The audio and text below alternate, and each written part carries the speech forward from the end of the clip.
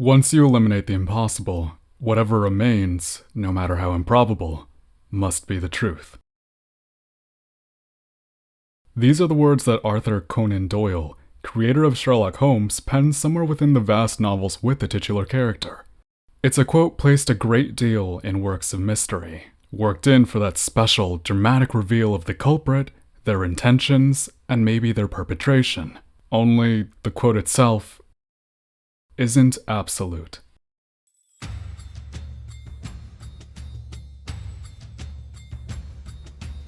After eliminating the impossible, whatever remains should be the truth.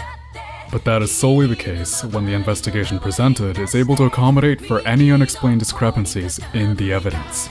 That is to say, we know of absolutely every possibility. Mysteries tend to have these moments of clarity at their climax because all the relevant details have been provided to the reader, without omitting the irrelevant details that cloud up the mystery. We're supposed to be bogged down by trivial facts.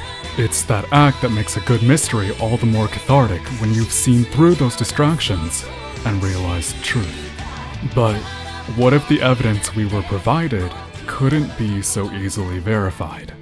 Let's suppose for a while that we're completely clueless of any parties involved in a mystery. Say for a moment, we're incapable of placing complete trust and faith into any of the players surrounding a crime. Without someone to fall back on, whose word are we inclined to believe?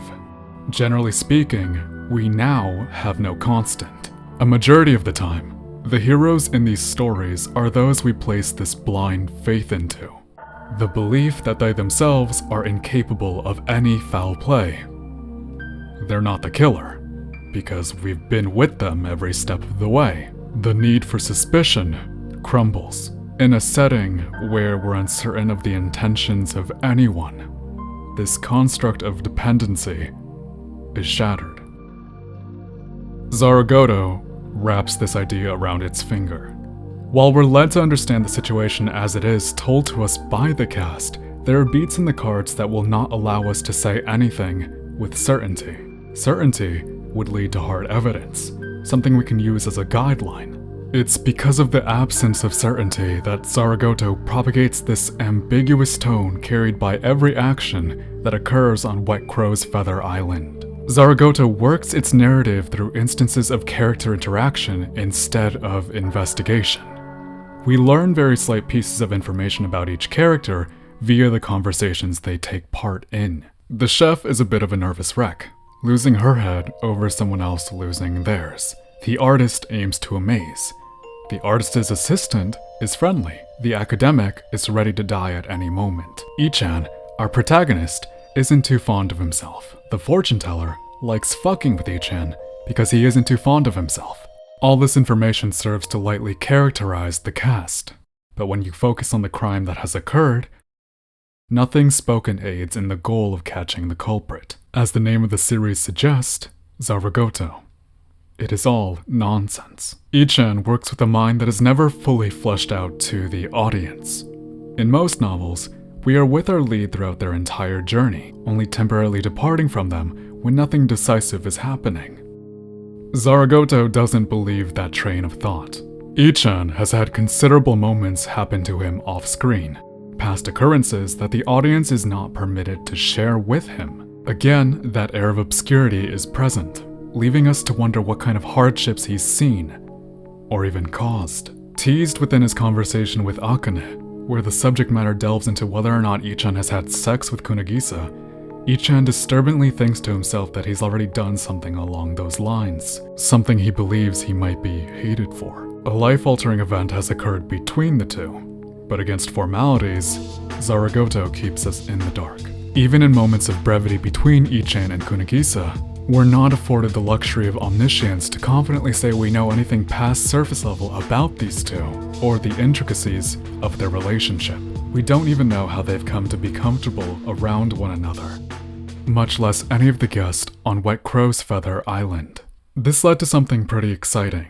I found myself doubting basically everyone during my time with Zaregoto.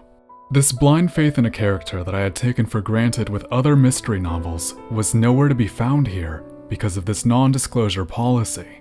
By being dropped in an environment where the most you know of these characters are their names and the names they've built up for themselves as geniuses in their respective fields, it's hard to tell how much faith should be placed in the words any of the guests have. That makes every guest in Wet Crow's Feather a potential culprit. It doesn't help that Ichan, a reference point for the actions that occur, is characterized by his negative feelings in regards to the actions he has under his belt. It feels ominous, because while we can try to understand his worldview, we cannot understand how that worldview has been cultivated. We don't know what Ichan is capable of, or what he's willing to do. He's just another guest. This feeling of uncertainty created by the scenario forces us to be on our toes, desperately trying to scrounge up anything that can help us piece together not just truths in the mystery of a murder, but the ideals that exist for each character.